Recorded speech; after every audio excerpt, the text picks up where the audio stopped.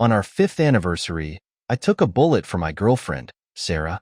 She promised me I could ask anything, that she would fulfill any request. Everyone thought I would use this to pressure her into marriage. But I said, I only want to break up, nothing else. Even Sarah was stunned into silence, then angrily tried to insult me. Playing mind games and acting like you're backing down. Just wait, you'll be crying and begging me not to leave. Unfortunately, she was wrong. I was reborn. In the previous life, after I saved her, her childhood friend threatened suicide and became half-crippled.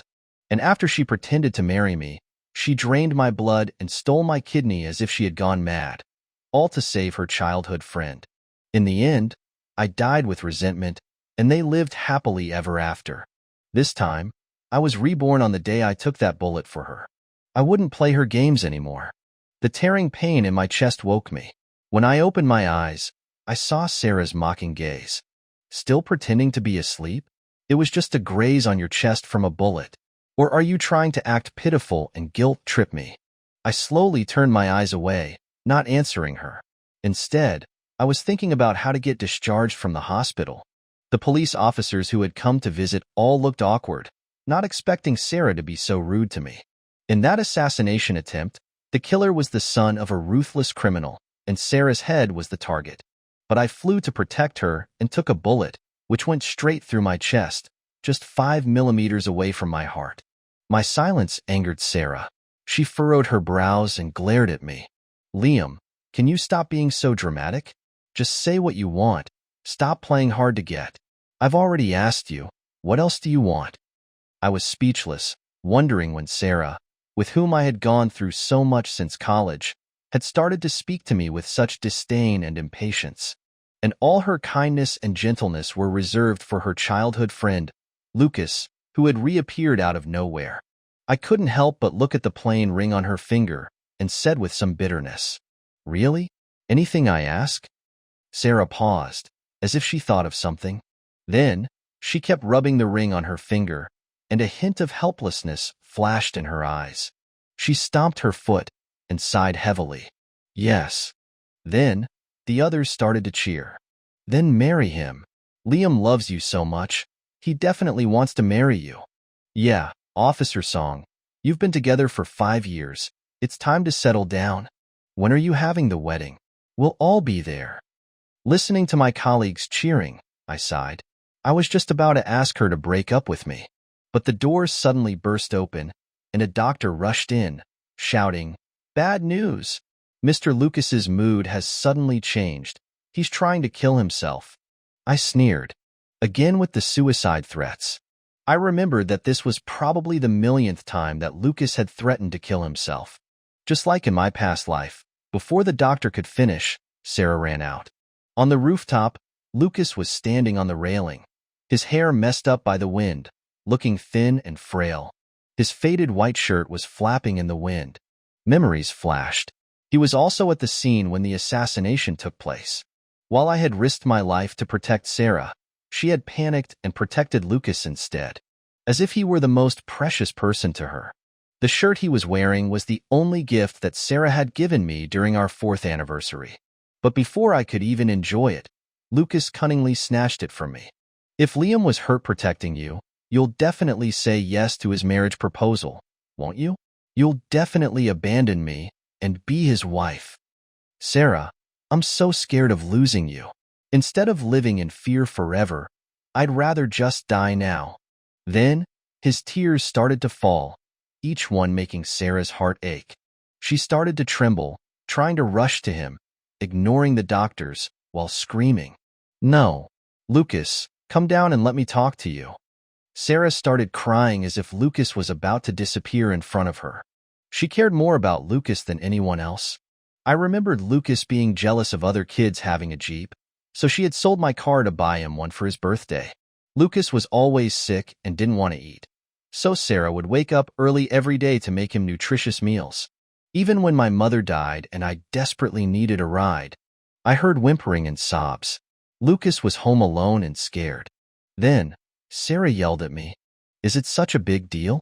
Will the dead come back to life? If you want to go, then go yourself. I'm too busy to go. I couldn't help but think of when we had first started dating. She looked at me with her bright eyes and said shyly, "Liam, after you become my boyfriend, I will only love you."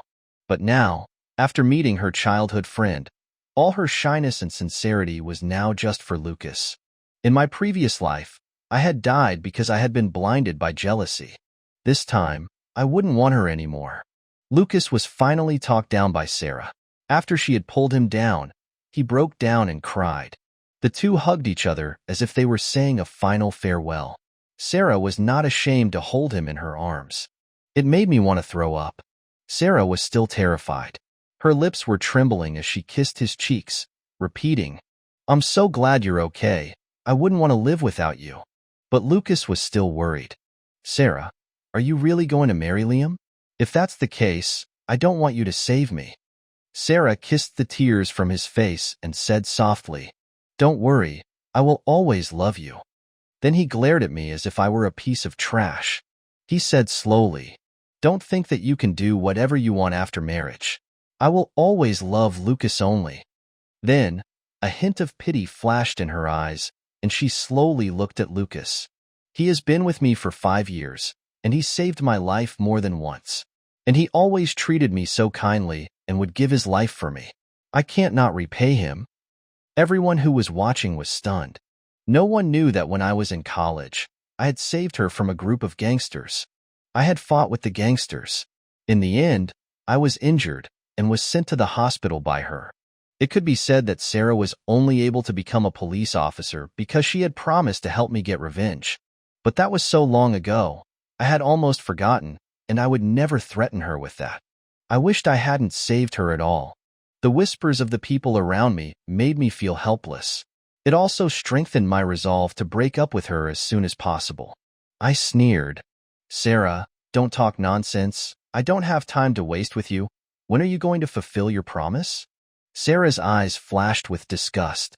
She looked at me arrogantly and said disdainfully, "Are you in such a hurry to get married to me?" Then she comforted Lucas while gently stroking his hair. "Don't be scared. Even if I marry him, I will always be by your side." But I impatiently interrupted her. "Stop dragging this out. Let's break up." Sarah agreed without thinking, and then she paused. After realizing what I had said, she widened her eyes at me, disbelief written all over her face. "You said you want to break up?" Lucas's eyes suddenly lit up. I nodded, looking calmly at the enraged Sarah. "Yes? What are you playing at?" Sarah was sure that I wouldn't break up with her and spoke slowly. "You can't possibly think that I don't know that you've had a crush on me since freshman year. You've been secretly watching me. You finally have a chance to marry me. Would you just give up? No one would believe that. You're still wearing the necklace I gave you. Can you stop talking nonsense?" The more she spoke, the more arrogant she became, as if she were better than me. Without any hesitation, I took off the necklace and threw it away. "I forgot about that. It's gone now. Can we break up now?" That necklace was the birthday gift that Sarah had given me back in college. I had treasured it like a baby. I never took it off. Once, when I fell down a mountain, I was still clutching the necklace. Sarah knew how much that necklace meant to me. But now, I didn't care about it anymore.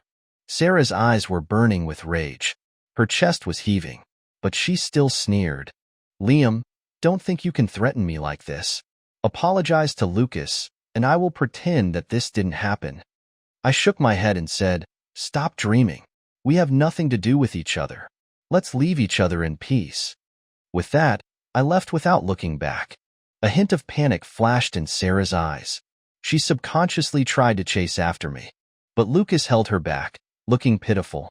Sarah was instantly soft-hearted. She hugged him back. "I won't leave you. You just wait and see. He will be crying and begging me to take him back." Sarah was right. In my previous life, I was like a dog, begging her to come back. But on the wedding day, Lucas had jumped off a high building, taking his life. The joyful wedding instantly turned into a bloody mess. And Sarah, wearing her beautiful wedding dress, had hugged Lucas, who was on his last breath, and begged people to save him. When Lucas was dying and needed a kidney transplant, she had dragged me into the basement and beaten me mercilessly. I could say, The pain I felt was no less than Lucas's. Finally, Sarah discovered that my kidney was a perfect match for Lucas. Immediately, she had called a bunch of doctors.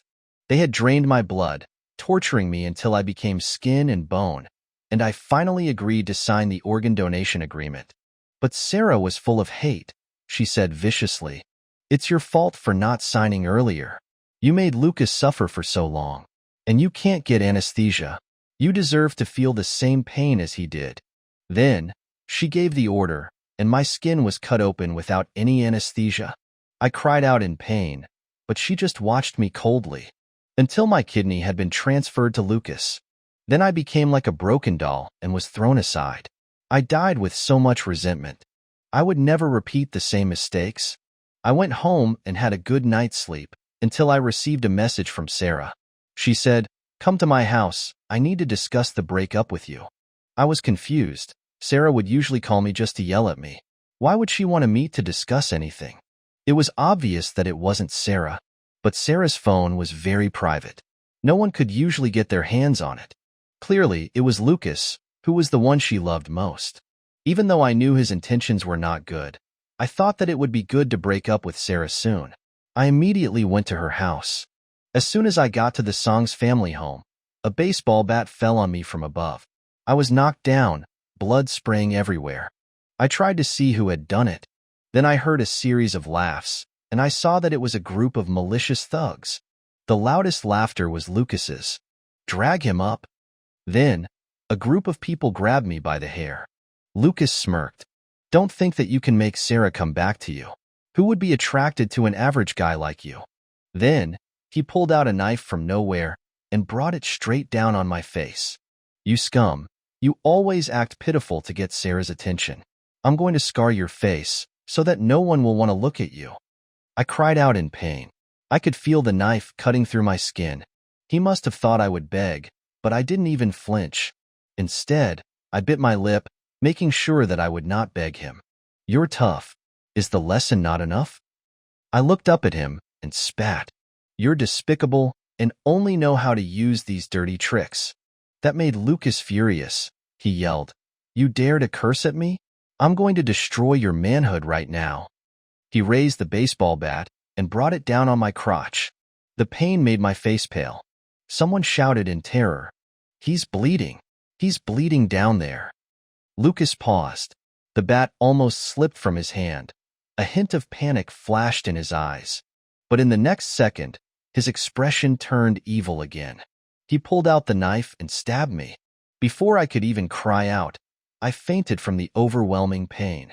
In the police station, Sarah was focused on the case files when a noise interrupted her. A trainee walked in a hurry. "Officer Song, bad news. Mr. Liam he." But Sarah interrupted him, frowning. "I broke up with him. Why would I care what happens to him?" The trainee was anxious, but he was just sent to the hospital. "His injuries are severe. The attacker was brutal. You need to order the arrest of the suspect. Look at his report. His private parts are destroyed. He could die at any moment." But Sarah just glanced at the report, then scoffed. "He's gotten smart. He even got you to lie for him." With that, she snatched the report and ripped it to shreds. Sarah glared at the trainee. "Who gave you the permission to tell me he could die? Who doesn't know that his biggest dream is to marry me and have a child? Even if he's about to die, I won't help him." After that, she snorted and left, unconcerned. To punish me, she blocked my number and turned off her phone. Until midnight, when she had had enough fun with Lucas, she turned her phone on and was shocked by the hundreds of calls she had received. Even the police chief had called her many times. Liam, that shameless man, had even called the chief. He was so low.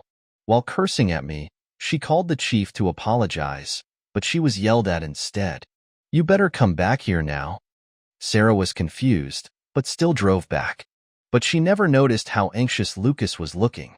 Sarah had always been favored by the chief, who had wanted her to become a great police officer. She had never been scolded like that before. She was about to kill me. But when she walked through the doors, she was slapped. Sarah was about to scream, but she found out that the person who had slapped her was her father, Paul. She stopped, stunned. Dad, why are you back? Paul, who was usually a cold, stoic man, had red eyes and was shaking as he pointed at her. You are so cruel. Why didn't you help Liam right away? Why didn't you order them to catch the criminal? He almost died. The doctors said, he can't have kids anymore. Sarah was stunned. She grabbed Paul's sleeve, wanting him to repeat himself. Paul pushed her away, muttering, Liam is such a good kid. He has treated me like his own father since college, but you just couldn't be grateful enough. My relationship with her father was good. He would constantly ask us to get married, but Sarah would always come up with excuses to delay it. In the next second, Sarah's colleague showed her a video. In the video, I was bloodied. My white clothes had been soaked with blood, and I was weakly calling out, help me. I don't want to die. I finally lost consciousness as they put me in the ambulance. Sarah's eyes were shaking in shock. Her colleague said, while you were gone, we found out that the suspect was actually Lucas, who was right next to you. What nonsense are you saying? Sarah was trembling. She shouted out in fear. There's no way Liam can't have children. He wants to marry me and have kids. You guys are lying. Her colleague quickly supported Paul, who was about to fall, and the chief ran over, yelling at Sarah, Liam was disfigured because of you, and instead of repaying him, you protected the suspect. I'm so disappointed in you. How could I have a student like you? You need to leave. You are suspended from work. Sarah's face was pale. She forgot about the order from the chief and grabbed her colleague, shaking him. Where is Liam? Where is he? But her colleague pushed her away. How dare you ask? His private parts were damaged, and he had several broken bones. He almost had kidney failure. Luckily, he was rescued in time, but he is still unconscious. After that, Sarah fell to the ground. After a long silence, she stood up and rushed towards the hospital. Liam, I'm sorry. It wasn't on purpose. Forgive me. A slap landed on her face. Paul yelled angrily. You shameless thing. Is it too late to regret now? Where were you before? Sarah was like a soulless doll. She repeated, before, I was with, but she forced herself to stop. She had no excuse. Lucas was being controlled by the police. His eyes were full of tears, looking at Sarah pleadingly. Sarah, help me. He still thought that Sarah would help him, just like she always did. Because she had been biased towards him, he was used to it. He had only disfigured me and taken away my ability to have children. Sarah would help him. Thinking about this, Lucas became confident and didn't care that he was being arrested. When she saw that Sarah wasn't saying anything, he thought that she was thinking of a way to help him. So he shouted even louder. Sarah, I'm really scared. His eyes were lowered. He was shaking and his ears had turned red from fear.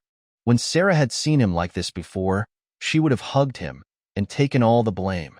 After all, when they were kids, that's how Sarah had protected him. As expected, Sarah was touched. Help me, Sarah. I am innocent. Lucas was trying to struggle, but Sarah, without hesitation, slapped him, making him dumbfounded. Lucas, how could you be so cruel? Sarah yelled angrily, as if her most precious treasure had been stolen. Why did you do that to him? Lucas tried to say something. Then he started to cry. It's my fault. It's my fault. I shouldn't have fought back when he called me trash. He also said that he would make sure that I wouldn't die easily. The knife was his. He tried to kill me. I'm sorry, Sarah. I was so scared. If you can forgive me, I wouldn't care if I died. Then he tried to commit suicide. Everyone was shocked, and they tried to stop him. Sarah also flew towards him, looking so scared. After all, she had always trusted him. Lucas was her childhood friend. He couldn't have done such things.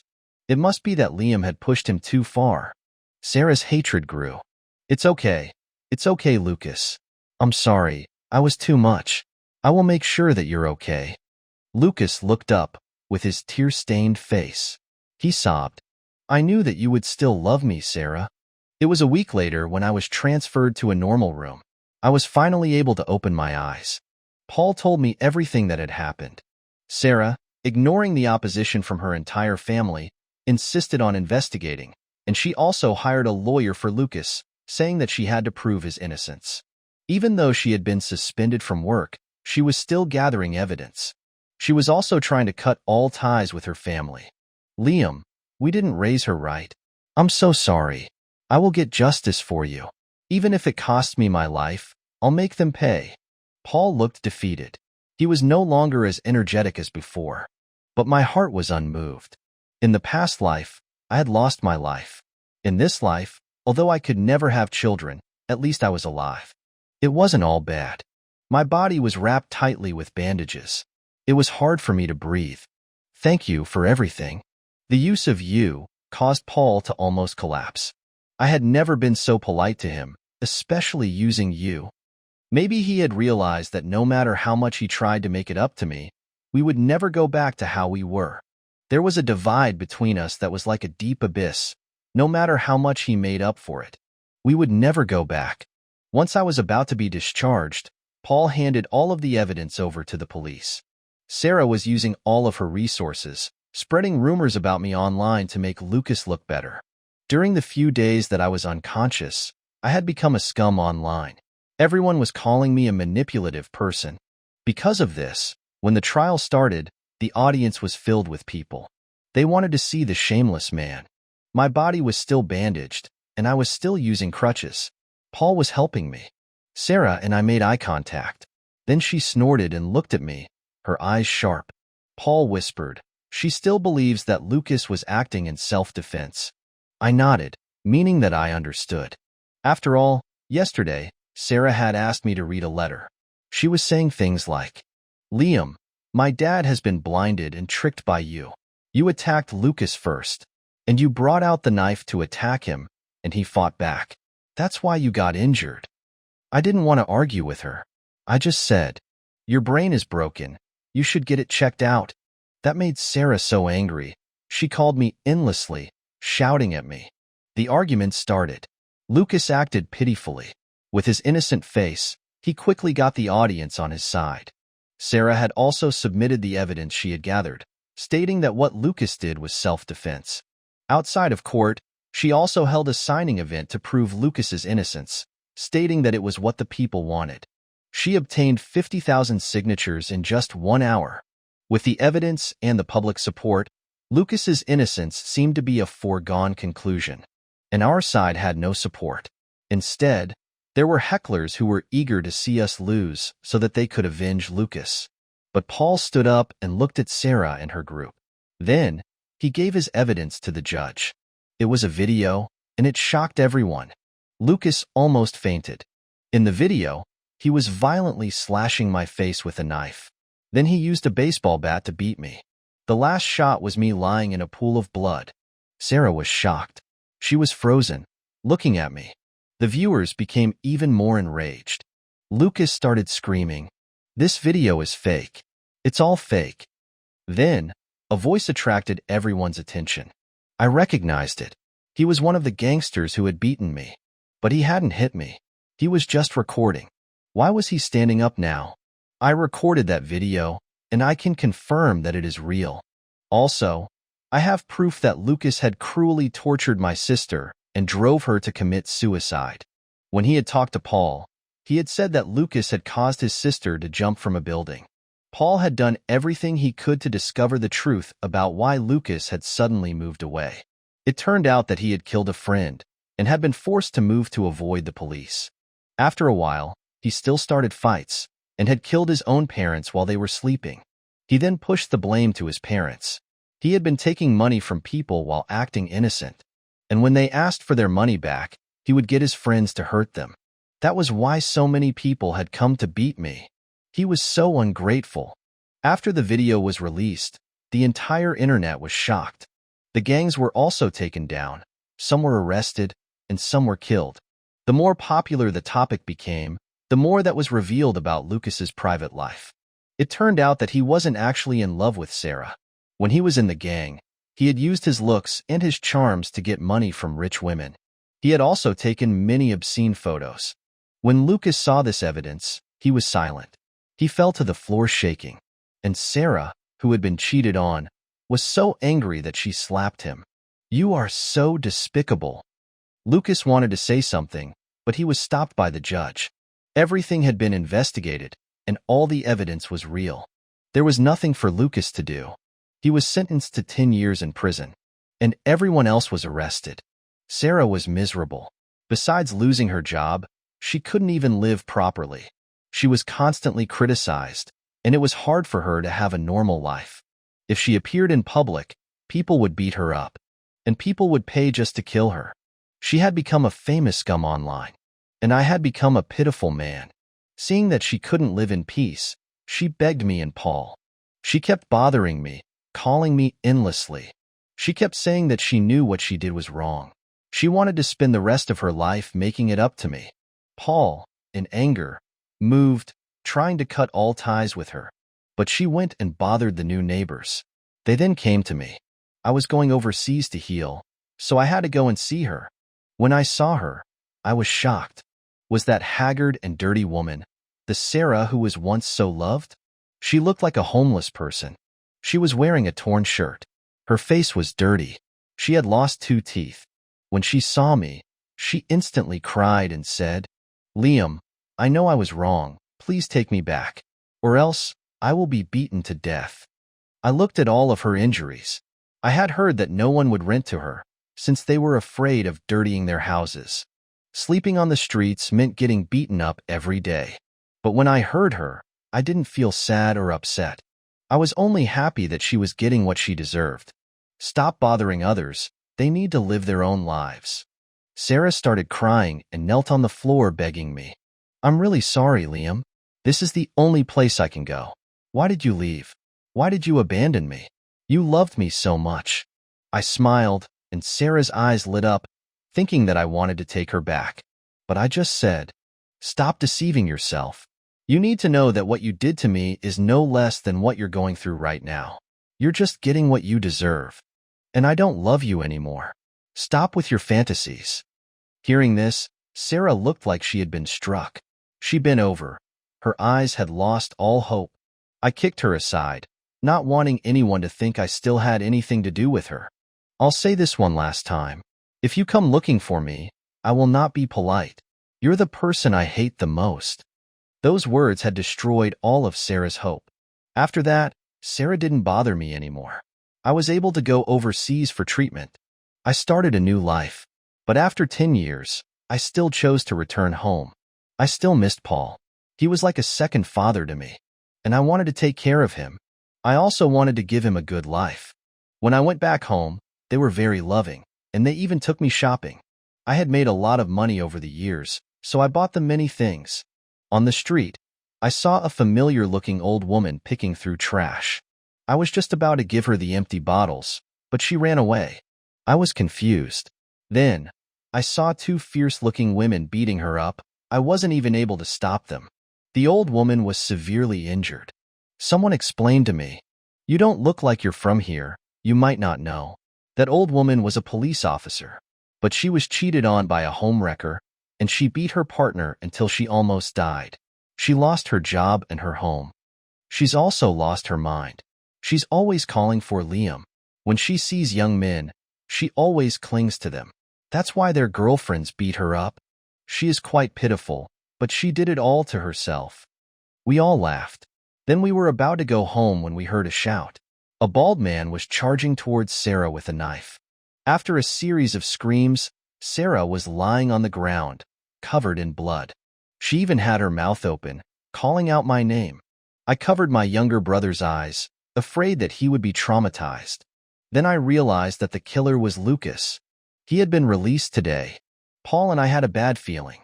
We were just about to leave when Lucas saw us. He rushed at us while shouting, "Liam, you scum! I was looking for you everywhere. You ruined my life. I will make you pay." I pulled Paul back, while trying to stall him. "It wasn't my fault that you ended up like this. You have already gotten your revenge. Why are you trying to hurt me?" But he was blinded with rage. He was charging at me with the knife. "You're the one that should die.